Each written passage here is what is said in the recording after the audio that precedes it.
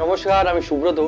আজ ছিল দিল্লির যন্তর মন্তরের পার্লামেন্ট মার্চ। তারা যখন 12টা নাগাদ পার্লামেন্টের সামনে পৌঁছালো, তখন তাদের সামনে লাগিয়ে দেওয়া হলো বড় বড় ব্যারিকেড এবং হাজার হাজার পুলিশ। আর এখানে দেখুন কিউআরটিদের কেমন বন্দুক হাতে দাঁড় করে দিয়েছে পার্লামেন্টের সামনে।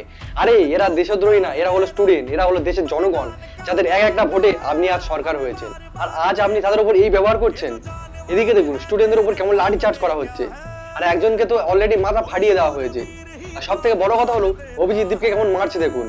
আর এরা এতটাই নিচে নেমে গেছে, এই ব্যারিকেড গুলোতে কারেন্ট পর্যন্ত দিয়ে রেখেছে, যার জন্য অনেক স্টুডেন্টদের কারেন্ট শকও খেতে হয়েছে।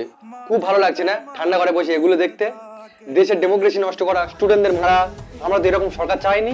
এরা তো বেশি কিছু চায়নি, শুধু নিজেদের অধিকারটুকু চেয়েছে। আজ যদি আমাদের ছেলেমেয়েরা এই দেশ থেকে পড়াশোনা করতো, তাহলে পারতে তাদের উপর লাঠিচার্জ করতে, এমন দুর্ব্যবহার করতে?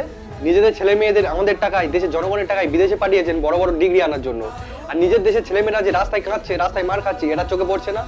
সরকারকে বলছি এখনো সময় আছে, শুধরে যান, স্টুডেন্টদের দাবি মেনে নিন। না হলে পরেরটা যেটা হবে সেটা কিন্তু এর থেকে আরো বেশি ভয়ানক হবে। যদি ভারতবর্ষের সব স্টুডেন্টরা আপনাদের উপর ঝাঁপিয়ে পড়ে না, তখন আপনারা বা আপনাদের পুলিশরা কিছুই করতে পারবেন না। তাই বলছি আগে থেকে শুধরে যান। তো বন্ধুরা, এই ভিডিওতে আপনারা লাইক কমেন্ট করবেন কিনা আপনাদের ব্যাপার। এই ভিডিওটা আমি চাইবো সব স্টুডেন্টদের কাছে শেয়ার করে দিন।